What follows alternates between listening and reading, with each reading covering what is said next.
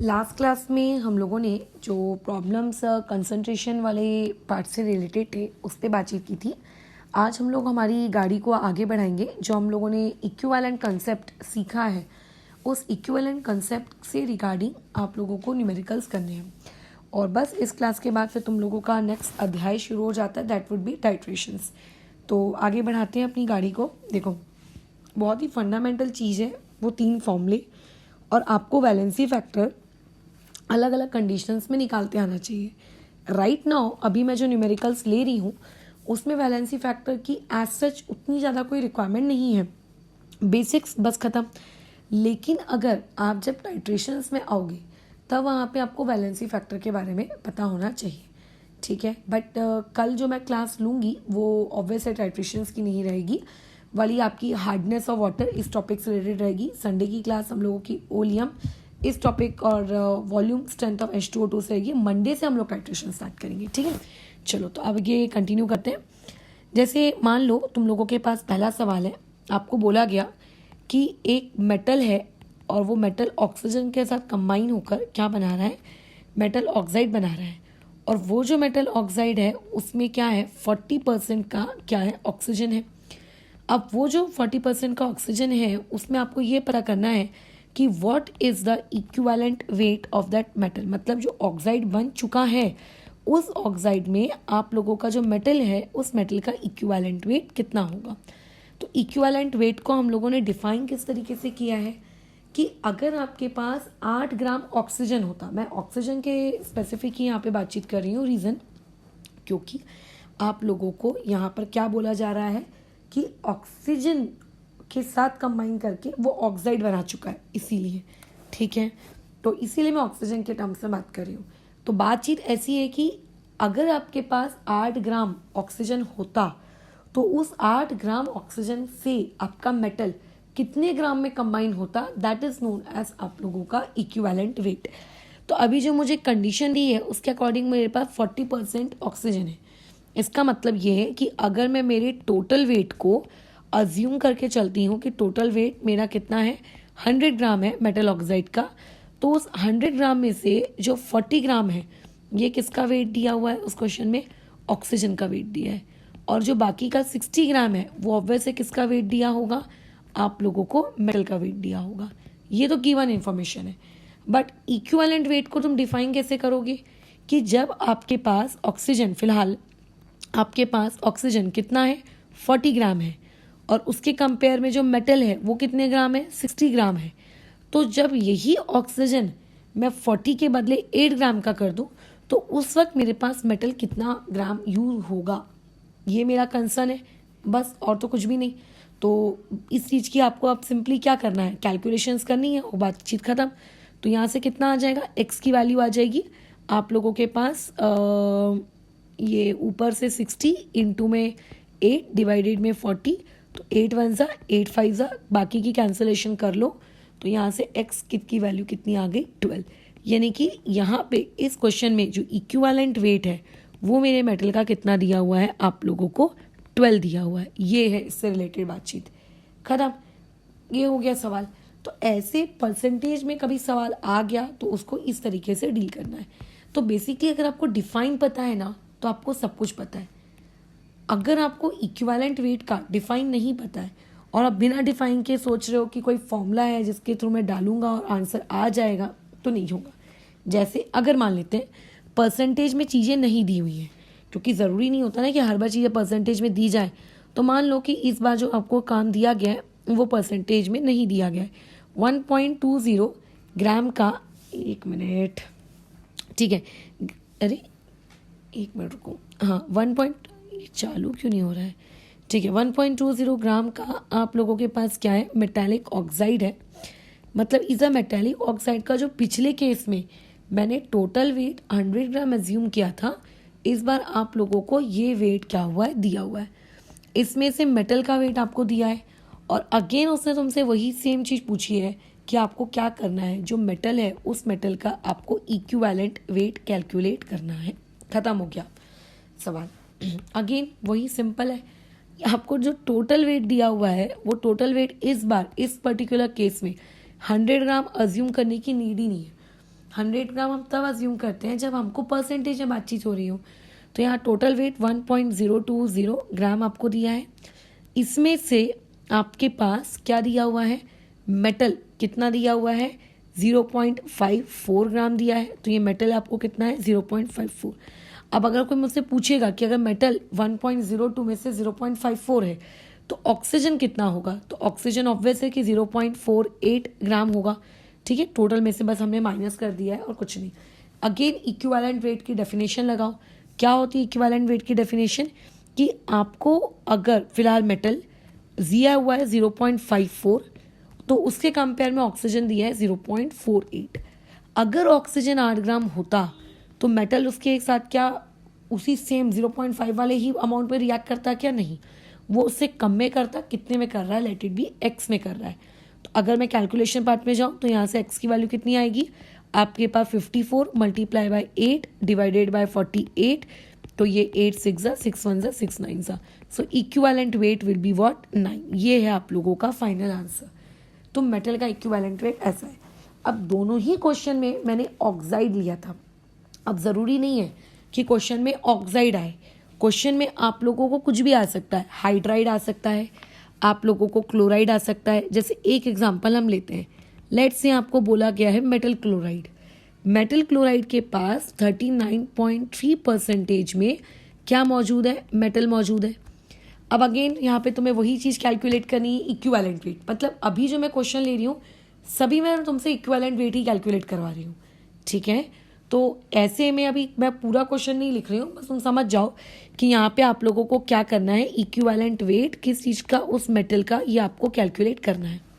Simple है। Again क्या करोगे, सबसे पहले परसेंटेज का है तो टोटल तो यहाँ से 100 ग्राम हो गया होगा। तो अगर मैं यहाँ पे मेटल की बातचीत करूँ तो मेटल मेरे पास 39.3 है। उसके रिस्पेक्ट में जो क्लोरीन है वो मेरे पास कितना है, 60.7 है, राइट। अच्छा, लेकिन अब डेफिनेशन हो जाएगी चेंज। क्यों ये चेंज हो जाएगी, जब आपके पास ऑक्सीजन वाला होता है तो आप ये बोलते हो कि 8 ग्राम के साथ वो कितना रिएक्ट कर रहा है, बट यहाँ पे बातचीत किसके बारे में हो रही है, क्लोराइड्स के बारे में। तो क्लोराइड में वो 8 ग्राम नहीं रहता है, क्लोराइड में वो 35.5 हो जाता है। ठीक है, और फिर उसके साथ कितना मेटल रिएक्ट करेगा, that will be the value, वो जो मतलब वैल्यू निकल के आई वो आप लोगों का इक्विवेलेंट वेट होगा। तो ये तुम्हें पहले कैलकुलेशंस करने पड़ेंगे। इस कैलकुलेशन से जो आंसर आएगा तुम्हारे पास वो तुम्हारा इक्विवेलेंट वेट है। तो हम लोग कैलकुलेशंस नहीं कर रहे हैं, हम लोगों का जो मेन कंसर्न था वो ये था, ताकि आप इस चीज़ को याद रखो कि हमेशा इक्विवेलेंट वेट निकालते वक्त आपको 8 ग्राम नहीं ले लेना है, वो किसके साथ कंबाइन हो रहा है ये आप लोगों को देखना है। ठीक है, वो जिसके साथ कंबाइन हो रहा है आपको उसके रिस्पेक्ट में, ठीक है, इक्विवेलेंट वेट कैलकुलेट करना है। बराबर है। अच्छा, अब इसमें ये तो तुम समझ गए कि अगर लेट से हाइड्राइड आएगा तो वैल्यू को 1 पुट करना, सिल्वर आएगा तो वैल्यू को 108 पुट करना, राइट। इतना तो तुम समझ चुके हो। अच्छा, कभी ये सोचा है कि हम लोग क्लोरीन को 35.5 क्यों पुट कर रहे हैं, हम एक एटम के रिस्पेक्ट में बात कर रहे हैं, एक एटम। वैसे तो इक्विवेलेंट वेट को आप नाइट्रोजन वगैरह के रिस्पेक्ट में नहीं निकालते हो, बट स्टिल मान लेते हैं कल को कोई क्वेश्चन ट्विस्ट कर लिया गया कि आपके पास एक मेटल नाइट्राइट है, तो बताइए वहाँ पे मेटल का आप इक्विवेलेंट वेट कितना निकालोगे। तो ये सोचना कि अच्छा, जब क्लोरीन के लिए बोला था तो एक क्लोरीन का 35.5 था तो मैंने 35.5 रखा, जब ऑक्सीजन के लिए बोला था तो मैंने उसका कितना रखा, वहाँ पे आप लोगों का टोटल वहाँ पे 8 रखा। तो ऐसा यूजुअली नाइट्रोजन के बारे में मैं क्या रखूँ, ऐसा आप सोच सकते हो, बट यूजुअली ऐसा सवाल नहीं आएगा। ठीक है, अब आते हैं आगे नेक्स्ट सवाल में। यहाँ से हम लोग थोड़े से क्वेश्चंस अलग अलग प्रकार के लेना शुरू करते हैं। जैसे कि आप लोगों के पास मानकर चलो क्वेश्चन में दिया गया है कि 0.795 ग्राम का आप लोगों के पास क्या था, एक ऑक्साइड था। ठीक है, अच्छा अब ध्यान से सुनना, वो ऑक्साइड किसका था, मतलब मेटल ऑक्साइड था।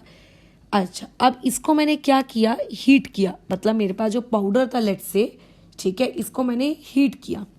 हीट मैं कर रही हूँ, कितने टेम्परेचर पे कर रही हूँ, नहीं कर रही हूँ, ये सब आप मत सोचना। हीट किया, अब हीट के लिए लो मैं कंडीशन भी लिख देती हूँ लेट से कि यहाँ पे हम लोगों ने हॉट एयर का इस्तेमाल किया, प्लस हम लोगों ने यहाँ पे ड्राई हाइड्रोजन का इस्तेमाल किया। और इसको हीट करने से हुआ क्या कि आपके पास जितना भी मेटल ऑक्साइड था उसका कंप्लीट रिडक्शन हो गया, मतलब ऑक्सीजन चला गया, उसी को तो रिडक्शन कहते हैं।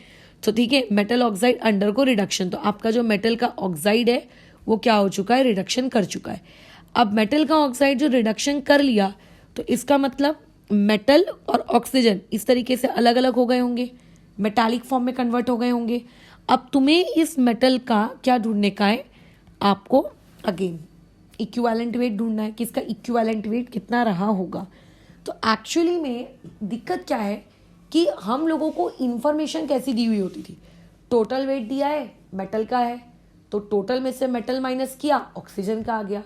क्योंकि टोटल वेट मेरे कोई काम का नहीं है, मुझे वेट अगर चाहिए तो मुझे मेटल और ऑक्सीजन का चाहिए, टोटल लेके मैं क्या करूंगी यार। चलो, तो इस क्वेश्चन में आपको टोटल वेट दिया, ये जो इन्फॉर्मेशन आपको गिवन है ना, ये इन्फॉर्मेशन आप लोगों की क्या है, टोटल वेट है। ठीक है, ऊपर के भी सवालों में टोटल वेट दिया था, यहाँ पे भी टोटल वेट दिया है, बट ऊपर के सवालों में कुछ ना कुछ ऐसी इंफॉर्मेशन दी हुई होती थी जिसमें आपको या तो ऑक्सीजन का वेट पता चल जाता था या फिर आप लोगों को किसका वेट पता चल जाता था, आप लोगों को क्या बात से ऑक्सीजन का, ठीक है, मेटल का या ऑक्सीजन का। लेकिन अब यहाँ पे क्या है, यहाँ पे भी एक गिवन इंफॉर्मेशन है जो मैं लिखी नहीं है, मैं बता दे रही हूँ कि जब हमने इसको हीट किया तो हीट करते वक्त उसका जो वेट है मेटल लॉस्ट, यहाँ पे ये इंपॉर्टेंट पॉइंट है, metal lost 20.12% of its weight, उसका वेट में इतने का लॉस हुआ। ये उसी तरीके की बातचीत है कि मैंने तुम्हें पैसा कमाने के लिए, ठीक है, क्या हो गया, एक मिनट, रोनित का मैसेज है, आई थिंक कुछ अर्जेंट है वो।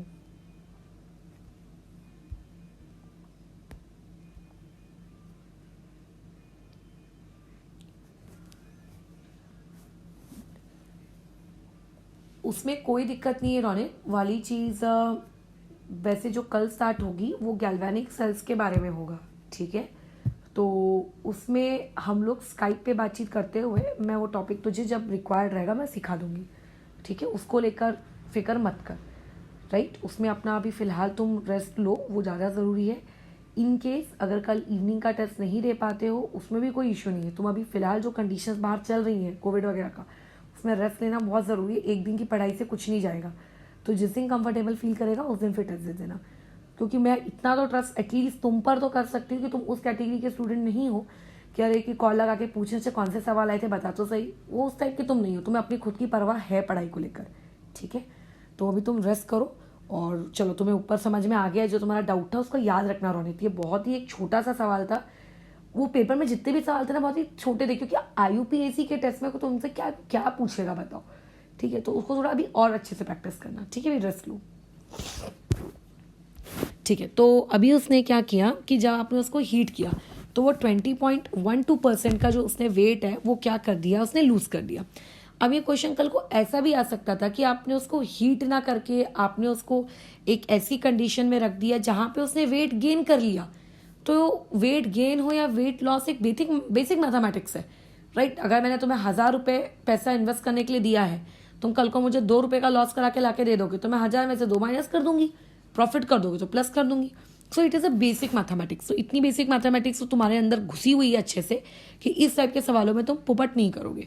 तो आपको टोटल वेट जितना भी दिया था उस टोटल वेट का 20.12% लॉस्ट हुआ है। तो अगर कोई मुझे ये पूछेगा कि एक्चुअल में कितना वेट लॉस्ट हुआ, ठीक है, ग्रामर को तुम कंसिडर कर लेना, हम ग्रामर पढ़ने नहीं बैठे, तो 20.12% लॉस हुआ है किस चीज़ का, टोटल का, ये इतना। अगर मैं इसको मैथमेटिकली लिखूं, जो कि तुमने 7वीं 8वीं कक्षा में आई थिंक परसेंटेजेस अगर पढ़े होंगे तो उस वक्त तुम लोगों ने इस तरीके से इसको लिखना सीखा होगा। तो ये जो भी कैलकुलेशन से इसका आंसर आएगा, इतना वेट लूज हो चुका है। अब ये वेट लूज क्यों हुआ, कभी सोचा है कि ये जो लिख के दे रही है भैया कि ये वेट लूज हुआ, ये किसकी वजह से। अब ये देखो, मेटल जब आपने रिडक्शन किया, जब आपने हीट किया, तो मेटल और ऑक्सीजन दोनों क्या हो गए, अलग अलग हो गए। मेटल तो उड़ नहीं सकता ना कि हवा में भाई में वेपर बन के उड़ गया, ये तो वो कर नहीं सकता। मेटल तो बेचारा आपकी पेट्री डिश में यानी चाइना डिश में रह गया, लेकिन जो ऑक्सीजन था उस मेटल ऑक्साइड के साथ वो उड़ गया होगा। क्योंकि ऑक्सीजन तो गैस होती है, जब तक वो मेटल ऑक्साइड के फॉर्म में थी तब तक थी, अब तुम हीट कर दिए हो तो वो उड़ गई। तो बेसिकली ये जो लॉस्ट हुआ है वेट में, ये इसीलिए हुआ है क्योंकि आपकी जो गैस है वो उड़ गई। ठीक है। हाँ, अगर इसको की जगह सिल्वर होता तो सिल्वर तो नहीं उड़ सकता था ना मैडम, ये भी एक डाउट हो सकता है, बट उसमें हम बाद में बात करेंगे। फिलहाल क्लोरीन, हाइड्रोजन, ऑक्सीजन तीनों ही गैसेस होती है, तो उसके रिस्पेक्ट में मैं बात कर रही हूँ। ठीक है। तो वो उड़ गया, यानी कि जो वेट लॉस हुआ है, ये जितनी भी ये कैलकुलेशन आएगी, मैं कर लेती हूँ अभी बाजू में कैलसी से, जितनी भी ये कैलकुलेशन आएगी, इस कैलकुलेशन के अनुसार ये जो वेट में कमी आई है, ये कमी इसीलिए आई है क्योंकि इतना ऑक्सीजन उड़ गया। समझ गए? इतना ऑक्सीजन उड़ गया। चलो, तो अपन कैलकुलेट कर लेते हैं इस पर्टिकुलर चीज़ को कि ये चीज़ आप लोगों की आ कितनी रही है। तो 20.12 मल्टीप्लाई आप कर रहे हो 0.795 के साथ 15.99 और डिवाइड बाय उसका आपने 100 कर दिया, यानी कि 0.1599 ग्राम के अप्रॉक्स इतना ऑक्सीजन लूज हुआ है। अब ध्यान से सुनना, अगर इतना ऑक्सीजन लूज हुआ है और टोटल आपके पास 0.795 था, राइट, अभी ऐसे केस में अगर कोई तुमसे पूछेगा तो ये किसका वेट लॉस है, तो बेसिकली यह आपके ऑक्सीजन का ही तो वेट है, क्योंकि ऑक्सीजन लूज हुआ है तो ये बेसिकली जितनी भी ऑक्सीजन थी वो भाग गई, ये ऑक्सीजन के द्वारा वेट किया गया है लूज। तो अभी जो वेट मेटल का रहा होगा वो कितना रहा होगा, टोटल 0.795 है, उसमें से आपने इस क्वांटिटी को माइनस कर दिया, 1 डेसिमल तक ही लेते हैं ताकि सिग्निफिकेंट फिगर्स बने, वो भी 3 वो भी 3। कैसा रहता है जब आप सिग्निफिकेंस की बातचीत करते हो तो उसमें अगर आप सब्ट्रैक्शन में 3 डेसिमल ले रहे हो तो बेटर रहेगा कि आप बाजू की जो दूसरी क्वांटिटी है उसमें भी आप 3 डेसिमल ही लो। तो 0.795 माइनस 0.159, तो ये हो जाएगा 0.636, यानी कि इतना मेटल है। अच्छा, अब इसमें एक डाउट मेरे को ऐसा लगता है कि पर्सनली एक स्टूडेंट को आ सकता है कि मैम ऐसा भी एक सिनेरियो हो सकता है कि कुछ ऑक्सीजन लॉस ही ना हो।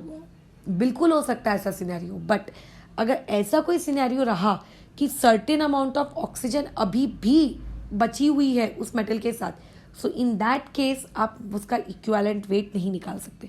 क्वेश्चन में ये इंफॉर्मेशन दी हुई रहेगी कि मेटल अंडरगो कंप्लीट रिडक्शन।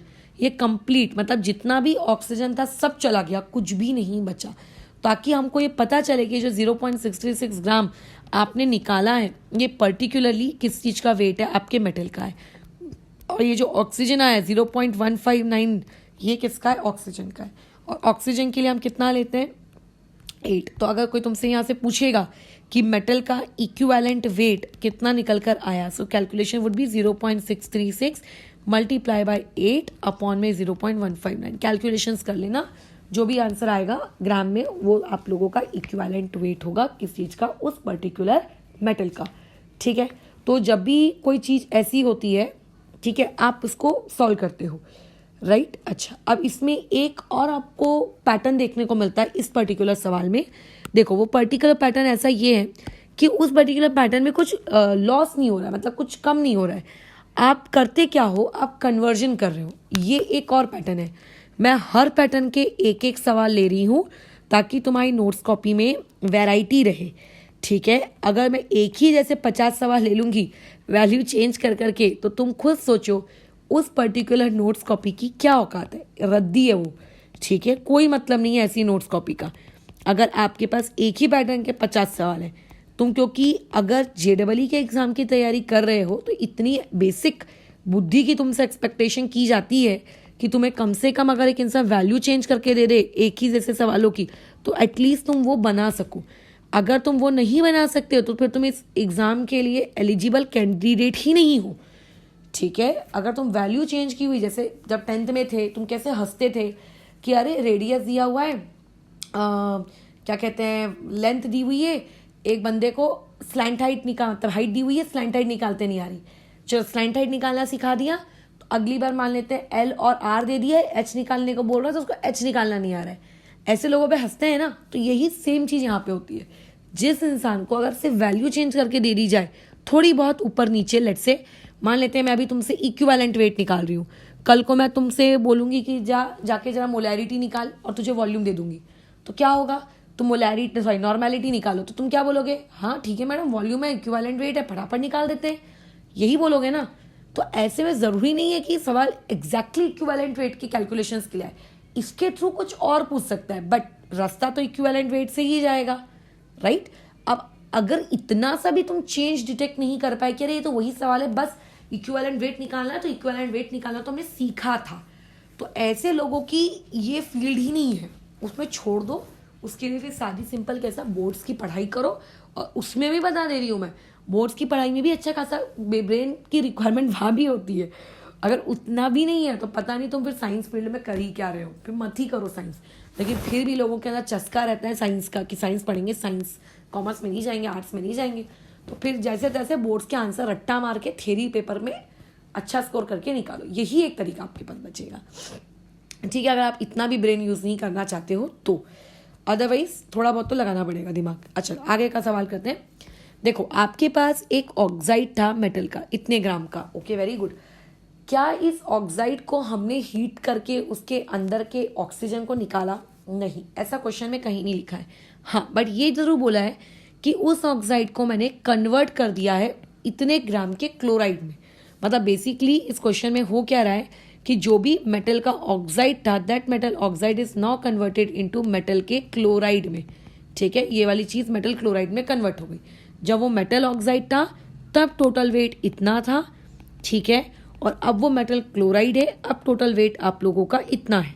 तो अब आपको ये बताना है कि मेटल का इक्विवेलेंट वेट क्या रहा होगा, ये आप लोगों का डाउट है, ठीक है। चलो, तो इस टाइप के क्वेश्चन को हम करेंगे कैसे, अब ये हमको समझना है। तो इस टाइप के क्वेश्चन को करने की एक स्पेसिफिक तरीका होता है।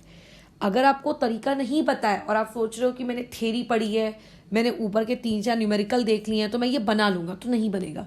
वो स्पेसिफिक तरीका तुमको क्या होना चाहिए, पता होना चाहिए। अगर तुम्हें स्पेसिफिक तरीका पता है तो ही तुम आगे प्रोसीड कर सकते हो।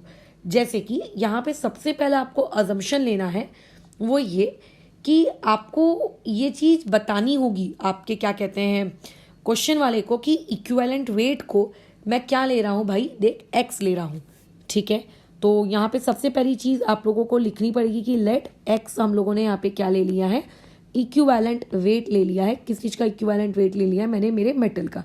अभी तक मैंने कहीं भी नहीं लिया था, तुम्हें समझ में आ रहा है, कहीं भी मैंने नहीं लिया था, बट यहाँ पे अब मैं ले रही हूँ कि मैंने मेटल का इक्विवेलेंट वेट कितना ले लिया है, आपका एक्स। अच्छा चलो ठीक है, अब खुद सोचो ध्यान से, दिमाग लगाकर।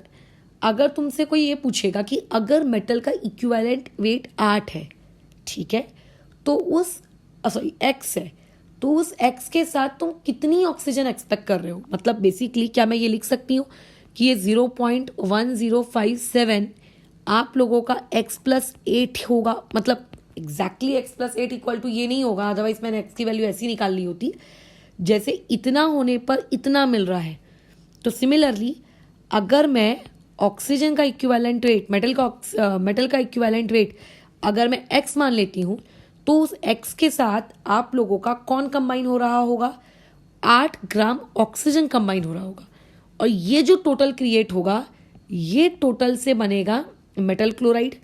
अब मेटल क्लोराइड भले ही बन गया, लेकिन इक्विवेलेंट वेट तो x ही रहेगा, लेकिन उसके साथ जो चीज़ कंबाइन हो रही होगी वो हो रही होगी 35.5। यानी कि जिस तरीके से ये वाली क्वांटिटी इतने में कन्वर्ट हुई, वैसे ये वाली क्वांटिटी इतने में कन्वर्ट होगी, राइट। तो अब मेरे को सिंपली क्या करना है, रेशो ले लेना है। ले लो भैया, रेशो क्या हो जाएगा 0.1057, ठीक है, अपॉन में कितना आ जाएगा आपका 0.1827 इक्वल टू x+8 अपॉन में x+35.5, ये ऐसे। और उसके बाद अब तुम क्रॉस मल्टीप्लिकेशन कर सकते हो, इतनी अक्ल आपके अंदर है, और यहाँ से x की वैल्यू कैलकुलेट करोगे। आई हैव दिस आंसर, मेरे पास ये आंसर है, तो इसका आंसर आता है 29.8। अब मैं मैथमेटिक्स पढ़ाने थोड़ी ना बैठी हूँ 7वीं 6वीं क्लास की कि क्रॉस मल्टीप्लाई करके दिखा रही हूँ मैं तुमको बच्चों समान, राइट, उतना तो तुम कर लोगे। तो इसीलिए ये वाली चीज़ ऐसे कैलकुलेट करते हैं। यानी कि जब कन्वर्जन हो रहा हो एक स्टेप से दूसरी स्टेप में, तो आपको दिया रहेगा कि भैया देख पहले वेट इतना था, अब वेट इतना है, तो आपको इक्विवेलेंट वेट को यहाँ पे एक्स अज्यूम करना होगा और फिर आपको आगे जाना होगा। तो अभी हम लोगों ने पूरी बातचीत इक्विवेलेंट वेट को लेके की। अब एक और पैटर्न देखो इक्विवेलेंट वेट के सवाल में, एक और पैटर्न। अब ये जो एक और पैटर्न है ये क्या है, ध्यान से सुनेंगे। इस एक और पैटर्न में आप लोगों को डिसॉल्व जैसे वर्ड दिखेंगे, जैसे कि इसके जैसे हम 2-3 सवाल करते हैं। 0.362 ग्राम का आपके पास क्या है, एक मेटल है, ये मेटल क्या कर रहा है, डिस्प्लेस कर रहा है। किस चीज़ को डिस्प्लेस कर रहा है, 3.225 ग्राम ऑफ सिल्वर को, ठीक है, यानी कि वो इतना अमाउंट का सिल्वर यूज़ कर रहा है। डिस्प्लेस कर रहा है का मतलब वही होता है कि इतने अमाउंट का वो सिल्वर क्या कर रहा है, यूज़ कर रहा है। कहाँ से, आपके सिल्वर नाइट्रेट के सोल्यूशन से। आपको क्या कैलकुलेट करना है, आपको इक्विवेलेंट वेट कैलकुलेट करना है, राइट, ये काम आपको करना है। तो ये तो बहुत ही सिंपल सा सवाल है, मैंने बहुत ही अच्छे से लिया है इसमें कि आप लोगों का 0.362 ग्राम का जो मेटल है, यानी कि आपको मेटल कितना दिया है 0.362, और आप लोगों को जो सिल्वर दिया है यानी कि Ag वो कितना दिया है 3.225, राइट। अब आपको क्या करना है, सिंपली बताना है कि इक्विवेलेंट वेट कितना होगा। कोई बात नहीं, सिल्वर के लिए हम क्या वैल्यू लेते हैं 108, तो ये कितना रहा होगा x। तो ये तो सिंपल था, x इक्वल्स टू कितना आ गया 0.362 इंटू 108 अपॉन में 3.225। तो इस बात से कंफ्यूज मत हो जाना कि अरे यार क्वेश्चन में तो ये लिख कर दे दिया है डिस्प्लेस, हमने तो डिस्प्लेस जैसा कोई क्वेश्चन किया ही नहीं। देखो मेटल ऑक्सीजन के साथ रिएक्ट करेगा, ठीक है, बट ऑब्वियस है कि अगर तुम एक सिल्वर मेटल को और एक दूसरे मेटल को आपस में कांटेक्ट में रखोगे तो इस बात की पॉसिबिलिटी बहुत कम है, ठीक है, कि वो दोनों आपस में रिएक्ट करें। तो इसमें हम लोग क्या करते हैं, डिस्प्लेसमेंट रिएक्शन होती है। जैसे AgNO3 आपका एक कंपाउंड हो गया और मेटल आपका एक हो गया, तो मेटल अंदर आएगा अगर वो ज़्यादा रिएक्टिव हुआ Ag से। तो तुम सोचो हमने Ag ही क्यों चूज़ किया, क्योंकि ऑब्वियस है अगर कोई दूसरा मेटल, लेट्स से मैं एल्यूमिनियम ले लेती, तो एल्यूमिनियम से ज़्यादा रिएक्टिव वाले मेटल तो कम है ना, तो कम ही लोग उसको डिस्प्लेस कर पाते, बाकी लोग कर पाते क्या, फिर बाकी लोगों का इक्विवेलेंट वेट कैसे निकलता। तो हमने अपना रेफरेंस किसको सेट किया, Ag को, क्योंकि ऑलमोस्ट उसकी रिएक्टिविटी जो है वो बहुत ही पुअर है, उसको बहुत सारे लोग क्या कर लेंगे, डिस्प्लेस कर लेंगे। तो Ag बाहर आ जाएगा और मेटल आप लोगों के सिल्वर नाइट्रेट का जो नाइट्रेट है उसके साथ कंबाइन हो जाएगा। तो बेसिकली मेटल किस में कन्वर्ट हो रहा है, मेटल नाइट्रेट में। बट कैसे कन्वर्ट हो रहा है, with the help of AgNO3। Ag को बाहर निकाला गया है, तो कितना Ag बाहर गया ऐसी बातचीत होती है, तो उससे कंफ्यूज नहीं होना है। इनडायरेक्टली ये भी वही चीज बोलना चाह रहा है जो हमने स्टार्टिंग के 3 क्वेश्चंस में किए थे ना, कि ये इतना, ये उतना, ये इतना, राइट। जैसे कि एक और चीज, इसी क्वेश्चन को देखो ट्विस्ट करके कैसे पूछा जा सकता है, घुमाकर, कि 0.54 ग्राम का आपके पास प्योर सिल्वर है। जैसे अभी मैंने तुम लोगों को क्या कहा था कि डायरेक्ट हम लोगों को कौन सा सोल्यूशन दिया हुआ है, AgNO3 का सोल्यूशन दिया हुआ है, तो तुम लोग भी खुश हो गए थे, खत्म। और उसमें क्वेश्चन वाले ने बता दिया था कि भैया देख इतना सिल्वर बाहर चला गया, बराबर। लेकिन अब देखो क्वेश्चन क्या बोला है कि आपके पास सर्टेन ग्राम का प्योर सिल्वर है और आपने उस प्योर सिल्वर को किसमें डिसॉल्व किया है, नाइट्रिक एसिड में। मतलब तुम इंटेंशन समझ जाओ क्वेश्चन वाले की कि silver plus nitric acid react होके कुछ AgNO3 जैसी कोई चीज बनाने में इंटरेस्टेड है। अब मैं यहाँ पे क्लास जब खत्म होगी ना, एक बहुत इंपॉर्टेंट पॉइंट तुम्हें बताऊंगी, क्योंकि मुझे पता है कि कोई पूछे ना पूछे श्रेयन जरूर मेरे को ये डाउट भेजने वाला है। तो इसमें क्योंकि वो इंसान पहले ही डाउट भेज दे तो इससे अच्छा है कि मैं ही बता दूं। अच्छा, और उसमें एक और सबसे इंपॉर्टेंट चीज़ ये है कि उस पॉइंट को बता देने से फ्यूचर के रिस्पेक्ट में भी एक बहुत बड़ा फायदा है कि तुम लोगों को अभी से वो चीज़ अगर बैक ऑफ द माइंड याद रहेगी तो आगे तुम लोगों को अपने छोटे से दिमाग पे ज़रा जोर नहीं डालना पड़ेगा उसको याद करने के लिए, ठीक है। अच्छा, तो अभी आप यहाँ पे कैलकुलेट क्या करने को बोल रहा है, आपको इक्विवेलेंट वेट कैलकुलेट करना है सिल्वर का, ये आपका टास्क है। अब देखो गिवन इंफॉर्मेशन क्या क्या है कि आपके पास एक सिल्वर था Ag, इस सिल्वर को आपने HNO3 में डाला और आप लोगों को एक सर्टेन कुछ तो मिला होगा, ठीक है, कुछ एक सोल्यूशन मिला होगा। मैं जानती हूँ वो सोल्यूशन आपका कोई और नहीं बल्कि AgNO3 है, AgNO3 यानी कि सिल्वर नाइट्रेट। तो अब उसके बाद उसको चैन नहीं मिला, उसने बोला कि मैं अभी सिल्वर नाइट्रेट की जिंदगी बर्बाद करूंगा। कैसे, सिल्वर नाइट्रेट को वो अगेन ट्रीट कर रहा है एक्सेस अमाउंट के सोडियम क्लोराइड के साथ, यानी कि ये जो AgNO3 है ये रिएक्ट कर रहा है NaCl के साथ। तो 10वीं कक्षा में पढ़ी हुई डबल डिस्प्लेसमेंट रिएक्शन है ये। तो यहाँ से 2 प्रोडक्ट बनेंगे NaNO3 प्लस एक प्रोडक्ट बनेगा AgCl जो कि PPT होती है। अगेन यहाँ पे तुम्हें एक और चीज थोड़ी सी याद रखनी है, Ag के टोटल 4 हेलोजन के साथ आप कंपाउंड बना सकते हो। ये चीज मैं ऑलरेडी पढ़ा चुकी हूँ, मुझे तो अब याद भी नहीं है किस क्लास में पढ़ाया था, आई थिंक फजांस रूल के वक्त पढ़ाया था शायद, ठीक है।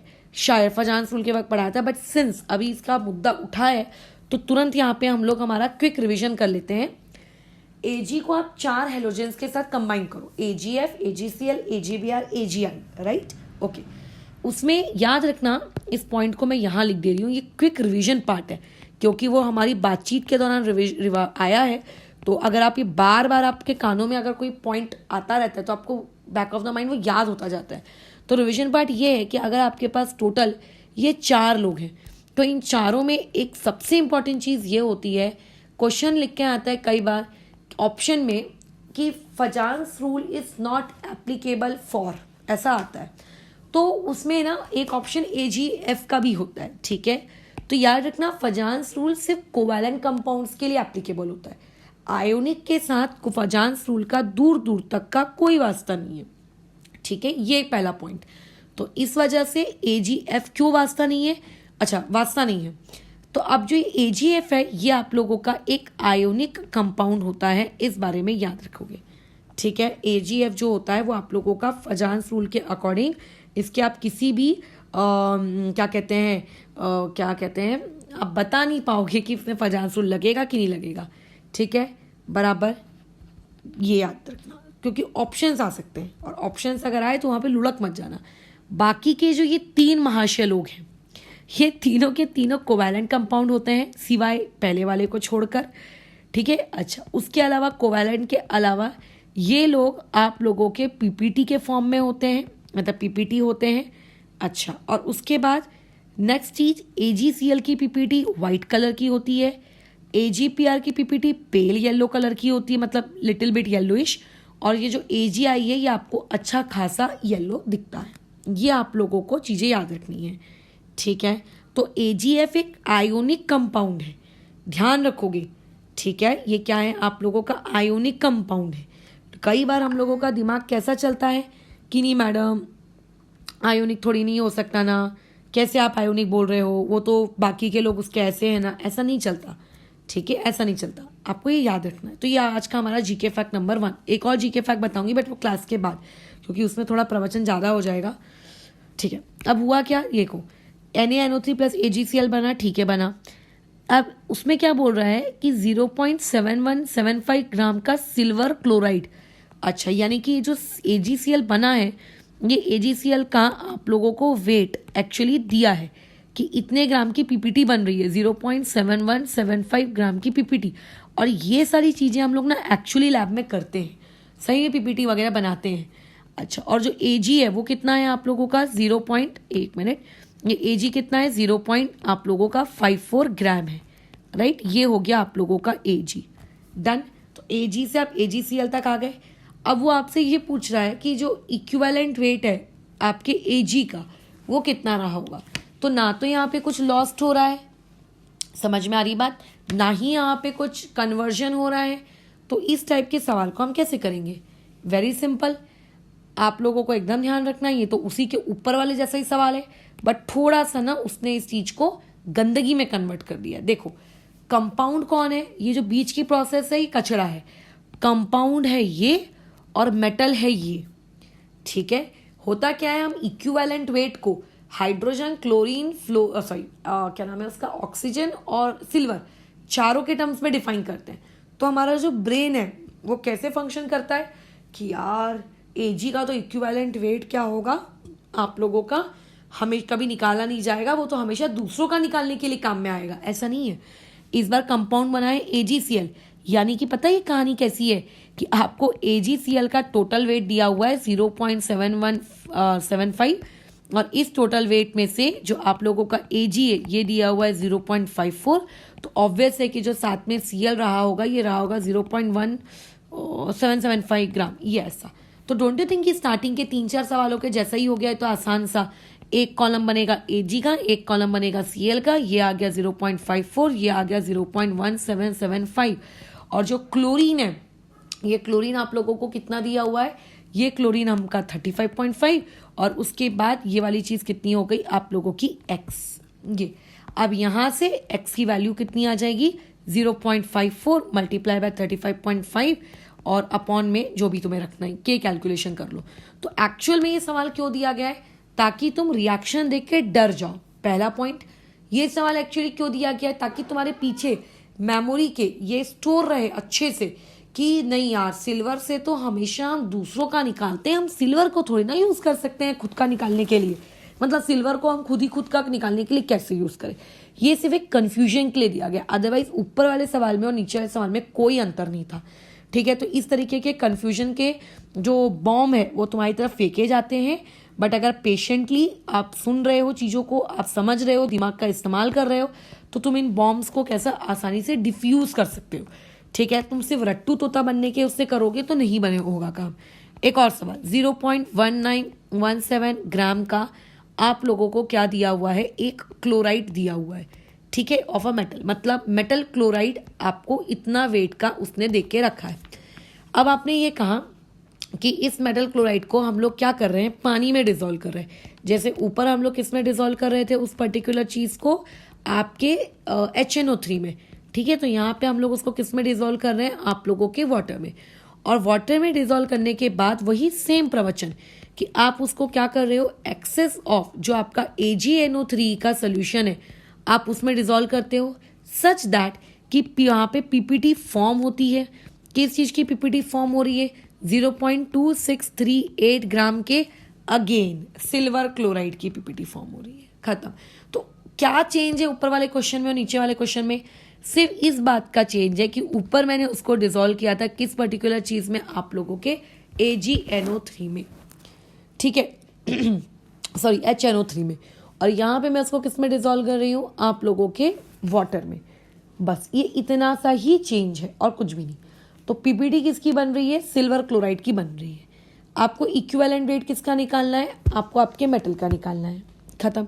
अब ये सवाल लेकिन ऊपर वाले सवाल से डिफरेंट है। क्यों डिफरेंट है, क्योंकि मुझको नहीं पता कि मेरा मेटल कौन है, मुझे नहीं पता। यानी कि बेसिकली हुआ क्या है यहाँ पे कि आपके पास एक मेटल था M, मेटल क्लोराइड था, मेटल भी नहीं था, आपके पास एक मेटल क्लोराइड है। ठीक है, मेटल क्लोराइड मुझे नहीं पता क्या होगा, तुम बोलोगे नहीं मैम सिल्वर हो सकता है, तो अगर सिल्वर होगा तो बाद में सिल्वर की PPT तुमको फिर से मिलेगी क्या, वाह रे वाह। और पहली बार PPT हम कहते ही उसको है जो पानी में डिजोल्व नहीं होता। इसने बोला है ना कि डिजोल्व इन वाटर, तो इसका मतलब वो जरूर सिल्वर तो नहीं है। ठीक है, इससे तो कम से कम ये बात तो हम लोग श्योर हो सकते हैं। इसको हमने पानी में डिजोल्व किया, आई जस्ट डोंट नो क्या प्रोडक्ट मिला, लेट्स से एक प्रोडक्ट मिला कैपिटल A। इस प्रोडक्ट को मैं डिजोल्व मतलब अगेन रिएक्ट करवा रही हूँ, किसके साथ रिएक्ट करवा रहे हैं हम लोग, आप लोगों के AgNO3 के साथ। तो इसकी रिएक्शन हुई AgNO3 के साथ। ठीक है, अच्छा अब AgNO3 के साथ जब मैं इसकी रिएक्शन करा रही हूँ तो ध्यान रखना कि अब आगे क्या होगा मुझे नहीं पता। क्यों नहीं पता, क्योंकि A बना क्या है मुझको तो यही नहीं पता, तो आगे का मैं कैसे प्रिडिक्ट कर सकती हूँ कि आगे क्या होने वाला है, राइट। अच्छा, तो अब यहाँ पे जो भी हुआ जैसा भी हुआ, लेकिन यहाँ पे बन गई क्या, AgCl की PPT। अब Ag कहाँ से आया होगा, Ag दिया था इसने और क्लोराइड दिया था इसने, मतलब ऑब्वियस है कि स्टार्टिंग का जो कुछ ना कुछ बाय प्रोडक्ट भी यहाँ बना होगा। तो बाय प्रोडक्ट में मेरा कोई इंटरेस्ट नहीं है। बाय प्रोडक्ट को हम लोगों ने क्या कर दिया, खारिज कर दिया कि जा भाई तू कुछ भी हो, उससे मुझे कोई लेना देना नहीं है। चलो आगे बढ़ते हैं। अब चीज़ें क्या बोली गई हैं, कैसी बोली गई हैं, उस पर आते हैं। वेट आपको दिया हुआ है, ये स्टार्टिंग का जो ये मेटल क्लोराइड है इसका वेट दिया है 0.1917। ठीक है, ये आप लोगों को दिया है। अच्छा, और उसके अलावा और क्या इन्फॉर्मेशन है कि जो PPT बन रहा है इसका वेट आप लोगों को, एक मिनट, इसका वेट आपको कितना दिया है, 0.2638, ये आप लोगों को दिया हुआ है। ये वाली चीज़, ये इतनी इन्फॉर्मेशन है। पिछला सवाल क्यों ईजी था, क्योंकि मेटल ही सिल्वर था।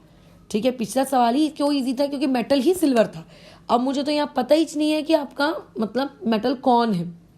कोई बात नहीं, इसको आप सॉल्व कैसे करेंगे, सॉल्व इस तरीके से किया जाएगा कि मान कर चलते हैं फिलहाल अभी मेरे पास, क्योंकि AgCl का वेट है, AgCl की PPT का वेट है, तो मैं इस क्वेश्चन को ऐसे देखूंगी कि AgCl का अगर मैं तुम लोगों को पूछूं कि मॉलिक्यूलर वेट AgCl का होता कितना है, तो तुम उसमें क्या कहोगे कि AgCl का मॉलिक्यूलर वेट निकालो। ये याद होना चाहिए AgCl का मॉलिक्यूलर वेट, ये अभी इलेक्ट्रोकेमिस्ट्री में बहुत हेल्प करेगा। मेरे को याद है 143.5, जैसे Ag का इक्विवेलेंट वेट 108 या एटॉमिक वेट 108, ये पता है, तो ये मुझे याद है। तो ये AgCl का मॉलिक्यूलर वेट है कंप्लीट टोटल इस 140 मॉलिक्यूलर वेट ऑफ AgCl। इस AgCl के 143.5 के मॉलिक्यूलर वेट में Ag कितना है 108 का एटॉमिक वेट है और Cl का कितना है 35.5। इन दोनों को मैं ऐड करती हूँ तो जाके मुझे 143.5 मिलता है। यानी कि मैं ये कह सकती हूँ कि जब मेरे पास AgCl 143.5 था तब मेरे पास Cl 35.5 होता, बट राइट नाउ मेरे पास AgCl 0.2638 है तो मेरे पास Cl कितना होगा ये बातचीत। तो if I go to calculate, मैं इसको अगर कैलकुलेट करूँ तो 35.5 इंटू में 0.2638 अपॉन में कितना आ जाएगा 143.5। इसकी कैलकुलेशंस आप कर लो, ठीक है। इसकी कैलकुलेशंस मैं यहाँ पे कैलकुलेटर से कर लेती हूँ, फिर देखते हैं हम लोग। ये आता है आप लोगों का 0.065, ठीक है, समथिंग आगे और जा रहा है उसमें नहीं जाते। यानी कि इतना आपके पास क्या है क्लोरीन है किसके अंदर आपकी PPT के अंदर। अब बताओ ये क्लोरीन आया कहाँ से। एज वी डिस्कस्ड कि AgCl के अंदर इस क्लोरीन का सोर्स कौन है, इसका सोर्स एक्चुअल में ये है। तो अभी क्लोरीन कहीं और से तो नहीं आया ना, पानी तो क्लोरीन प्रोवाइड कर नहीं सकता, AgNO3 के पास क्लोरीन है नहीं। मतलब ये जो क्लोरीन आपको PPT में दिख रहा है, ये क्लोरीन होल एंड सोल तरीके से इस PPT के अंदर एक ही पार्ट से आ सकता है, वो है मेटल क्लोराइड। मतलब 0.065 gram of chlorine in PPT, ठीक है, कम्स फ्रॉम, इंग्लिश ठीक कर लेना, कम्स फ्रॉम कहाँ से आया है भैया, ये मेटल क्लोराइड से आया है। मतलब मेटल क्लोराइड के अंदर क्लोरीन इतना ग्राम है। हम यही तो चाहते थे कि हमको पता चल जाए कि मेटल क्लोराइड के अंदर मेटल या फिर क्लोरीन में से कोई भी एक चीज़ कितने ग्राम है, क्योंकि मेटल क्लोराइड का टोटल वेट तो पहले ही दे के रखा था। तो यानी कि जो मेटल क्लोराइड आपको कितना दिया हुआ है 0.1917 ग्राम दिया था, उसमें से आप लोगों के पास क्लोरीन कितना है 0.065 है। अब माइनस कर लोगे अगर टोटल में से तो मेटल का वेट तुम लोगों के हाथ में आ जाएगा, ठीक है, दैट वुड बी 0.126। अब अगर किसी ने तुमसे इक्विवेलेंट वेट पूछ लिया किस चीज़ का, उस पर्टिकुलर मेटल का, तो अब निकालना बड़ा ही आसान है। कैसे निकालेंगे इक्विवेलेंट वेट, वही क्रिस क्रॉस करके जैसे मैं अभी तक सिखा रही थी। ऐसे 2 कॉलम बना लो, जिस मेटल का निकालना है बाजू में क्लोरीन, राइट। अब मैं डायरेक्ट लिख दूँ, मेरे को तो डायरेक्ट आता है लिखना, अगर तुम्हें नहीं आता तो तुम वो क्रिस क्रॉस करके उसको कर लेना, मेरे को आता है डायरेक्ट लिखना। क्या होगा 0.126 मल्टीप्लाई बाय कितना क्लोरीन के रिस्पेक्ट में निकाल रहे हैं, यानी कि 35.5 डिवाइडेड बाय क्लोरीन कितना है 0.065। ये ऐसे डिवाइड कर लो, मल्टीप्लाई कर लो, ये हो गया इक्विवेलेंट वेट। यानी कि कई बार सवालों में देखो पैटर्न क्रैक करो, ऊपर में कैसा था, जो मेटल स्टार्टिंग में लिया गया था उसी सेम मेटल की PPT आप लोगों को मतलब नीचे दी गई थी।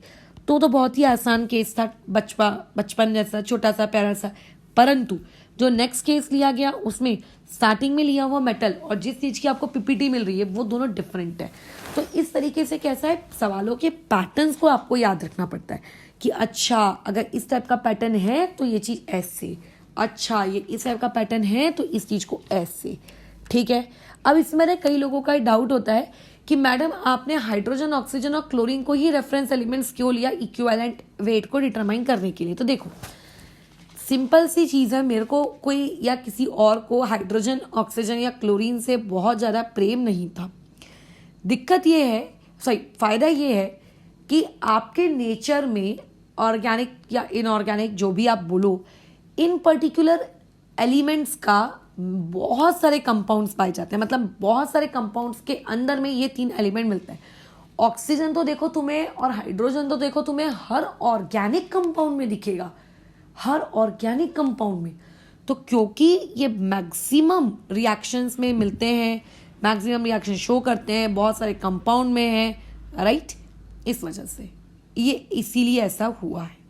अदरवाइज मेरा कोई पर्सनल शौक नहीं है कि मैंने ऑक्सीजन को लिया या किसी और ने क्लोरीन को लिया, वो हम लोगों के जो पूर्वज थे उन लोगों ने ले लिया। अब उस ली हुई चीज़ को क्यों लिया, ये उसका एक छोटा सा जस्टिफिकेशन था। अगर तुम इस जस्टिफिकेशन से सेटिस्फाइड नहीं हो तो जस्ट गूगल आउट, ठीक है, मुझे उससे कोई मतलब नहीं, बट इस चीज़ का पढ़ाई लिखाई से कोई वास्ता नहीं है। अब आगे एक खाली सवाल और देख लेते हैं जो थोड़ा सा वेरिएशन का बच गया है, फिर हम लोग इक्विवेलेंट वेट वाले टॉपिक को क्लोज करेंगे और इसके बाद मतलब इसी वीडियो में आगे कंटिन्यू थोड़े ऐसे क्वेश्चंस कर लेंगे जिसमें नॉर्मेलिटी वगैरह इन्वॉल्व हो, ठीक है, क्योंकि अभी नॉर्मेलिटी वगैरह से रिलेटेड एक भी क्वेश्चन हमने नहीं किया है। लास्ट क्लास में किया था बट उसमें फिर इक्विवेलेंट वेट नहीं था, तो अभी इक्विवेलेंट वेट और लास्ट क्लास दोनों के मिक्सचर को इंक्लूड करके एक सवाल बनाएंगे। जैसे यहाँ देखो क्वेश्चन दिया हुआ है तुम लोगों को, अब ये सवाल अभी तक के किए हुए सारे सवालों से विभिन्न है। काहे क्यों विभिन्न है? देखो अब यहाँ पे बात आ गई है एमएल।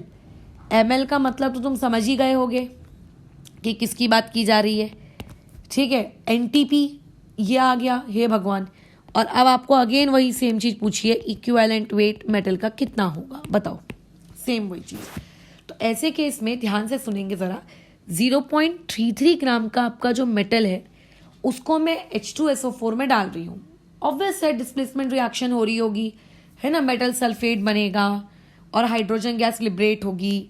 बेसिक 10th क्लास की केमिस्ट्री, ठीक है। H2SO4 में मैंने डाला, मेटल का सल्फेट बन रहा होगा, ठीक है, जो भी हो, और साथ ही साथ में हाइड्रोजन गैस क्या हो गई, छोड़कर चली गई, लिबरेट हो गई, क्योंकि हाइड्रोजन तो निकल ही जाती है मेटल और एसिड्स के रिएक्शन में। अच्छा, अब इसमें ये बोल रहा है कि जो हाइड्रोजन गैस हमको छोड़कर भागी है वो हाइड्रोजन गैस का वॉल्यूम आपको दिया हुआ है कितना, 113 ml एट एनटीपी। अब एनटीपी अगर दे दिया तो अपनी एनटीपी एसटीपी अगर दिया है तो तुम्हें अपने दिमाग के घोड़े दौड़ाने हैं कि क्या मैंने ये एनटीपी एसटीपी कहीं सुना है। बिल्कुल सुना है। कहाँ सुना है? ये मैंने सुना था आप लोगों के मोल कंसेप्ट में। तो एनटीपी एसटीपी की जो हम कंडीशंस लगाते हैं वो कंडीशंस हम क्या लगाते हैं कि 1 मोल, मतलब पढ़ा हमने यही है ना। वैसे मैं बता दूं एनटीपी और एसटीपी के टेम्परेचर में डिफरेंस होता है, बट मैंने उस वक्त भी बोला था कि केमिस्ट्री में हम यूजुअली सेम टेम्परेचर को लेके क्वेश्चन सॉल्व करते हैं, बट ऐसा करना नहीं चाहिए था, ठीक है। तो एट एनटीपी आप ये कह सकते हो कि जो आपकी 1 मोल की आइडियल गैस है, अब यहाँ पे लिखा नहीं है कि वो आइडियल गैस है, but still we will assume it कि एक आइडियल गैस है क्योंकि एनटीपी की कंडीशन आ चुकी है। विल ऑक्यूपाई, ये कितना ml ऑक्यूपाई करने वाली है, 22400 ml, ये मतलब 1 मोल इतना करेगी। ये चीज़ तो तुमको पता ही है, ठीक है। यही ये बहुत इंपॉर्टेंट चीज़ है। ये एनटीपी एसटीपी कभी तुम्हारा साथ नहीं छोड़ेगा, तो इसके बारे में नहीं पता हो ये मतलब गड़बड़ हो जाएगा सीन। चलो आगे देखो। तो ऐसे में तुम खुद सोचो, अगर 1 मोल होता, ठीक है, अगर आप लोगों के पास 1 मोल क्या होती, H2 होती, तो उसका वॉल्यूम कितना होता, 22400 ml। बट अभी आपके पास H2 का वॉल्यूम कितना दिया हुआ है, H2 का वॉल्यूम 113 ml दिया हुआ है। इट मीन्स दैट कि आपके पास ज़रूर H2 के कितने मोल्स होंगे, 1 से कम ही होंगे, बट कितने होंगे, लेट से X मोल्स होंगे। तो कितने मोल्स निकल के आ रहे हैं आपके पास H2 के। Therefore right now you have कितने moles, 113 upon 22400 moles of H2, यानी कि तुम्हारे पास H2 के इतने मोल्स राइट नाउ हैं। तो ये जो वॉल्यूम वाली गिवन इन्फॉर्मेशन थी, इस वॉल्यूम की गिवन इन्फॉर्मेशन से मैंने ये पता लगा लिया कि मेरे पास कितने H2 के मोल्स हैं। अब H2 के अगर मैं मोल्स पता लगा चुकी हूँ, राइट, अगर मैं H2 के मोल्स पता लगा चुकी हूँ, तो डोंट यू थिंक हम H2 कितने ग्राम है हम ये भी पता लगा सकते हैं। H2 कितने ग्राम है हम ये भी पता लगा सकते हैं। अच्छा, ग्राम में अगर मैंने लेट से पता लगा भी लिया तो मुझे क्या मिलेगा, फ़ायदा क्या है? देखो, मुझे मेटल का क्या निकालना है, आप लोगों को इक्विवेलेंट वेट निकालना है, ठीक है। तो इसका मतलब ज़रूर कि आपके पास जो मेटल है वो आप लोगों को कितना दिया है, 0.33 ग्राम।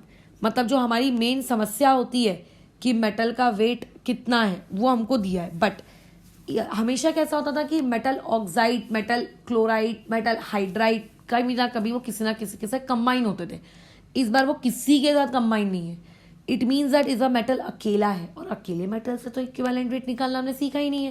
तो अब कैसे काम करना है, ये भी बहुत सिंपल है कि अगर आपके पास इतने मोल्स ऑफ H2 बाहर निकली है, इट मीन्स दैट आपके मेटल ने इतने मोल्स ऑफ H2 को लिबरेट किया। ठीक है, इतने मोल्स ऑफ H2 को उसने क्या किया है, लिबरेट किया है। इतने मोल्स ऑफ H2 को उसने क्या किया है, लिबरेट किया है।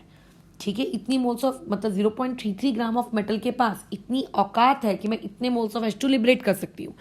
अब मेटल ग्राम में और H2 मोल्स में अच्छा नहीं चलेगा, तो एक काम करते हैं कि हम लोग इसको भी कन्वर्ट कर लेते हैं, किसमें, वेट में। तो मोल्स दिया है, वेट में जाना है, क्या करोगे, मॉलिक्यूलर वेट से मल्टीप्लाई कर दोगे। सो 113 अपॉन में 22400 मल्टीप्लाई बाई 2, इतने ग्राम की H2 क्या हुई है, लिबरेट हुई है, या फिर कह सकते हो अपने पास है।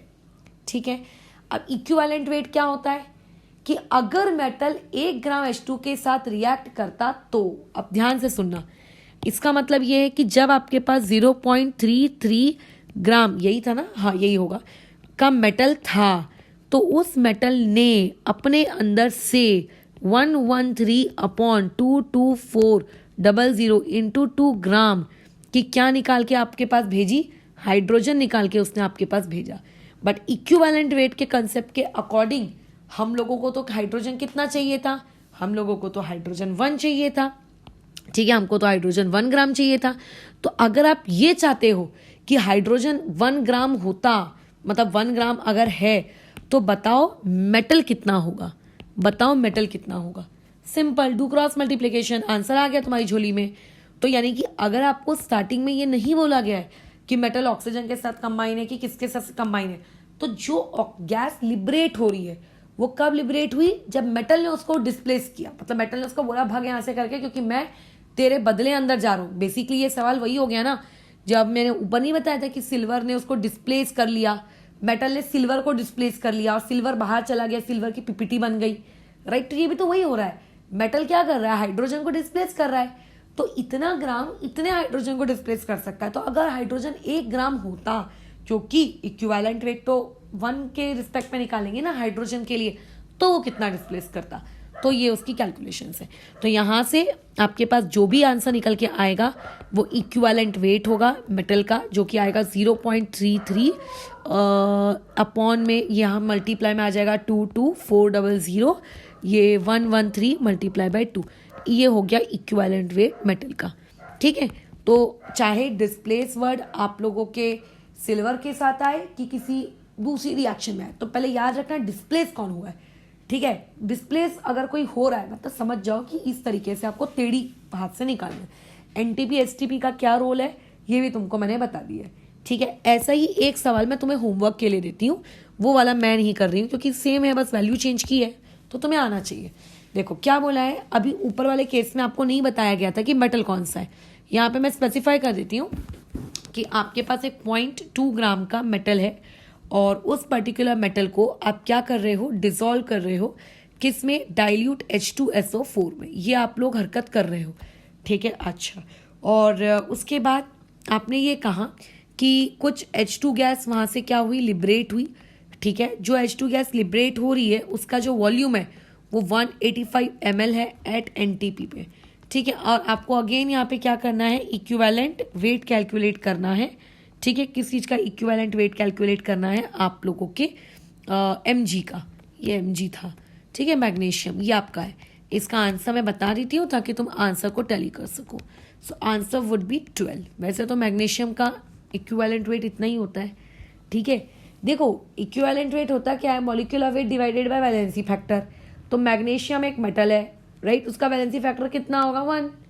अब इसमें कई लोगों के सेंटीमेंट्स हट हो जाते हैं कि नहीं मैडम उसकी तो वैलेंसी लेकिन 2 होती है ना, तो वैलेंसी फैक्टर 2 होगा। अरे यार भाई, वो 2 होती है उसकी वैलेंसी, बट हम वैलेंसी की बात नहीं कर रहे हैं, मैं वैलेंसी फैक्टर की बात कर रहे हैं। और दूसरी बात, ये mg है ना कि ये mg2 पॉजिटिव है, राइट। अगर mg2 पॉजिटिव होता, लेट से मैं बोलती MgCl2, तो MgCl2 में अगर कोई मुझसे ये पूछता है कि मैग्नीशियम का वैलेंसी फैक्टर क्या है, तो मैं बोलती 2 है। But I am talking about metallic mg। Metallic mg मतलब फ्री स्टेट वाले mg की बात कर रही हूँ। और अगर मैं फ्री स्टेट वाले mg की बात कर रही हूँ तो उसका वैलेंसी फैक्टर हमेशा मेटल्स का, एक मेटालिक एलिमेंट का हमेशा वैलेंसी फैक्टर कितना आता है आप लोगों का, 2 ही आता है, सॉरी 1 ही आता है। ठीक है, चलो अब हम लोग कुछ ऐसे प्रॉब्लम्स की तरफ मूव करते हैं जिसमें हम लोगों को वो लॉ ऑफ इक्विवेलेंस लगाना है। मैंने लॉ ऑफ इक्विवेलेंस पढ़ाया है क्या? अच्छा, मैं तो लॉ ऑफ इक्विवेलेंस ही नहीं पढ़ाया है। ओके नो, नहीं पढ़ाया है कि नहीं पढ़ाया है मेरे को याद नहीं आ रहा है। रुको, कंसंट्रेशन के हमने कल न्यूमेरिकल्स किए थे, तो कंसंट्रेशन के न्यूमेरिकल्स स्टार्ट करते वक्त, अच्छा मैंने डायरेक्टली स्टार्ट कर दिया था। ठीक है, तो एक काम करते हैं, इस चीज़ को हम लोग अभी यहाँ पे रोकते हैं। नेक्स्ट वाले वीडियो में मैं लॉ ऑफ इक्विवेलेंस बता देती हूँ, उससे रिलेटेड फिर न्यूमेरिकल्स ही बता देती हूँ। ठीक है।